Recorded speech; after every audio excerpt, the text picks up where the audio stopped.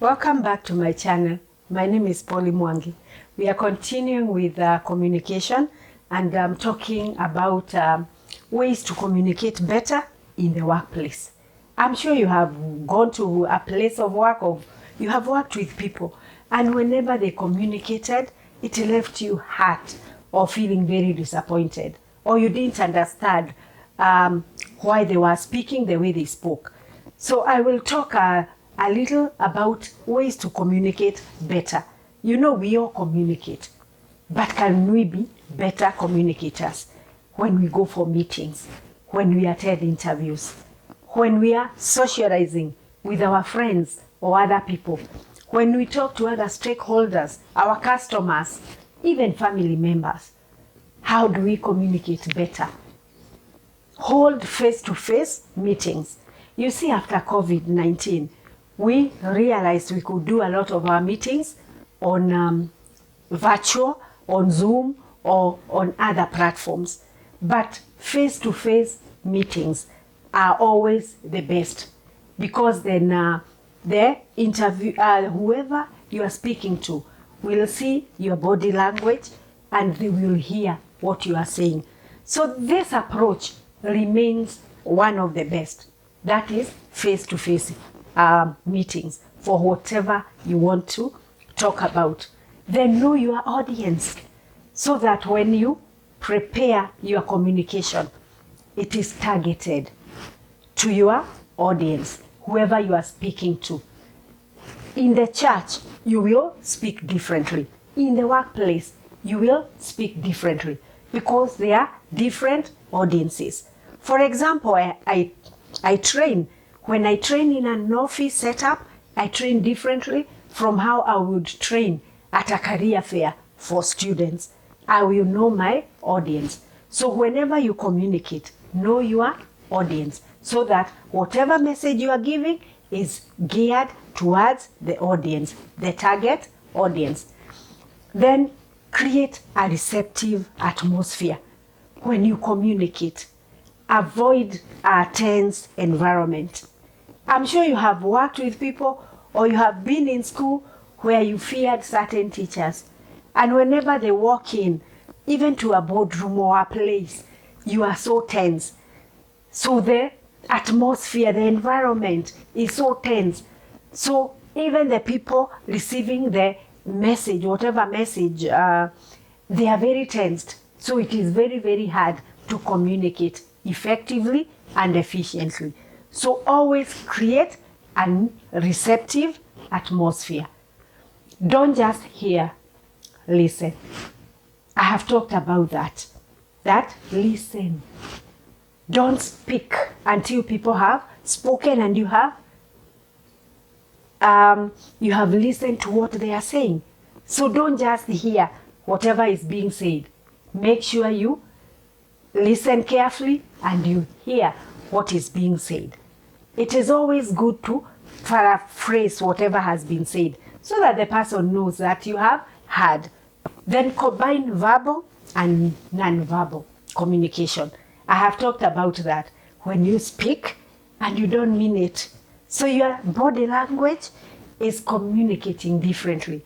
So can we marry the two, so that your verbal and non-verbal are saying the same thing? That is, the message is in agreement to how we speak and what is coming out of our mouth. Then identify potential conflict and handle them with diplomacy. And that's where we talk about wisdom, being you have a bit of wisdom even as you communicate. Doesn't matter who you are talking to. I'm sure you have seen situations where you said something and you have to come back and say, that is not what I meant.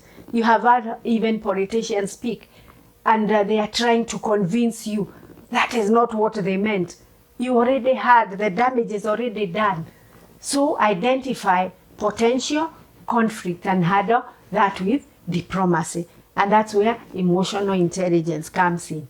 So you know your target market and you are speaking with a certain diplomacy to avoid any conflicts that are likely to come. Then manage time effectively. choosing the right moment to give information or for a discussion. For example, you have you have been in an office, and it's a very serious information you want to give, and you are choosing Monday morning. People have come from a weekend. You don't know how the weekend was. So Monday morning might not be the right timing. Friday evening, we already have plans. And then you are giving very important information on a Friday afternoon. So manage time effectively. Know when to give certain information. Then offer positive feedback. Don't be that person that always gives the negative feedback. And this is also not only in the workplace, also in the marketplace, even at home. I remember when we were growing up, and we were being corrected.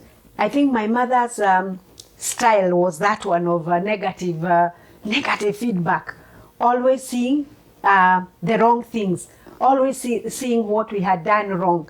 But I think that that was how they were able. They spoke.